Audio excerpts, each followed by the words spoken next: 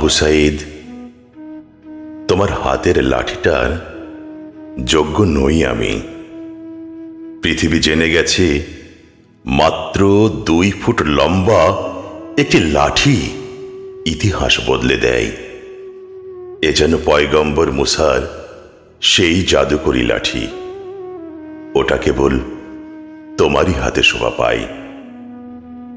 লাঠিটা নিশ্চয়ই জাদু করে জায়গা করে নিয়েছে।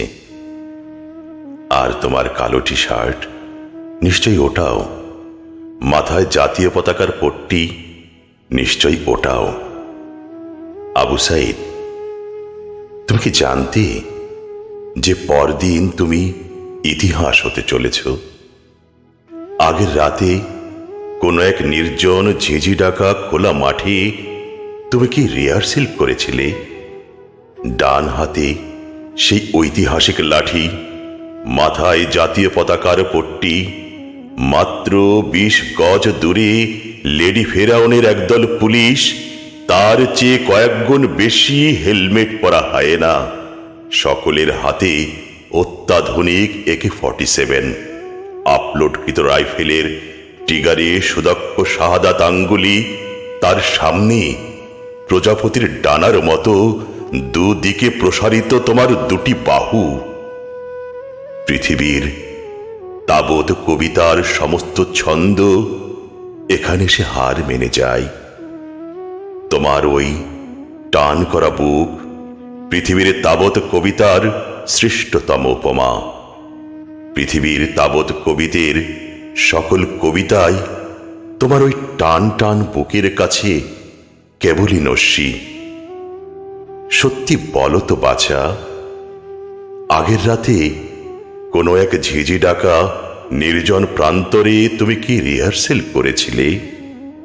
না হলে তোমার এই বুক টান করে দাঁড়ানোর এতটা নিখুঁত হয় কি করে? কি করে এতটা কাব্য ছড়ায় শরীরের সবটা জুড়ে? পয়গম্বর মুসার লাঠিতে নীল নদে খুলে যায় নিপীড়িত জনতার মুক্তির পথ।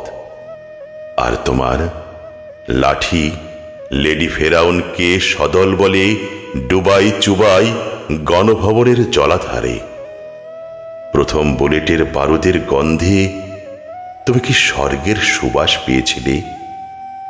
না হলে কেউ কি দ্বিতীয়বার বুক পেতে দেয় আগের চেয়ে আরো বেশি টান টান হয়ে? দ্বিতীয় বুলেটে স্বর্গের সেই সুবাস আরো কি ঘনীভূত হয়েছিল নাকি? না হলে পরক্ষণেই ওভাবে কেউ বুক টান করে নাকি? তৃতীয় বুলেটের সময় আসমানের সিংহাসনে দাঁড়িয়ে নিশ্চয়ই তোমাকে তালি বাজিয়েছিলেন মহাজগতের অধিপতি।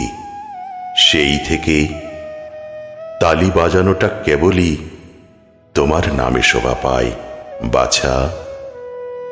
ওটা শুধুই তোমার, আর কারো না।